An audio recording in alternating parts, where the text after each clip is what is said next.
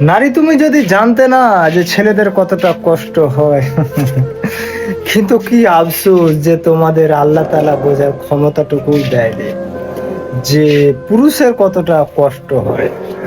একটা কথা কি জানো বন্ধুরা, পুরুষ সারাদিন কাজ করেও ক্লান্ত হয় না, ক্লান্ত হয়ে যায়, শারীরিক শান্তি নেই নারীদের জন্য পরিবারে। একটা কথা মনে রাখবেন, পুরুষ 8 ঘন্টা ডিউটি করে, 70 ঘন্টা ডিউটি করে, 80 ঘন্টা ডিউটি করে, 1 বছর ডিউটি করেও যে ক্লান্ত হয় না, কষ্ট হয় পারিবারিক সমস্যার কারণে, পরিবারের সমস্যার কারণে। কেন কষ্ট দাও নারী? তুমি যদি জানতে না যে পুরুষের কতটা কষ্ট, খোদার কসম তোমার বুকটা ফেটে যেত।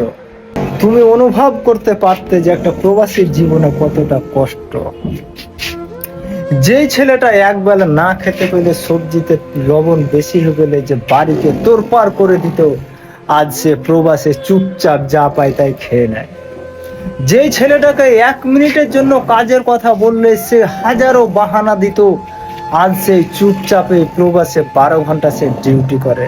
নারী, তোমাকে একটা কথাই বলবো যে কোনো পুরুষকে কখনো তুমি কষ্ট দিও না, কারণ যে তুমি পুরুষকে কষ্ট দাও, সেই পুরুষ যেদিন তোমার কাছ থেকে দূরে সরে যাবে, যেদিন তোমার কাছ থেকে অনেক দূরে চলে যাবে, তুমি সেই দিন বুঝবে যে পুরুষ কি ছিল।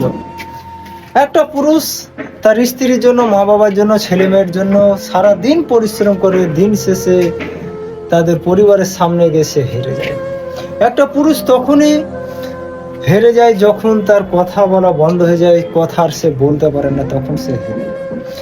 অতএব নারী, তোমাকে ধন্যবাদ জানাই যে তুমি কোনো পুরুষকে কষ্ট দিও না। তোমার কাছে আমার এটাই আবেদন।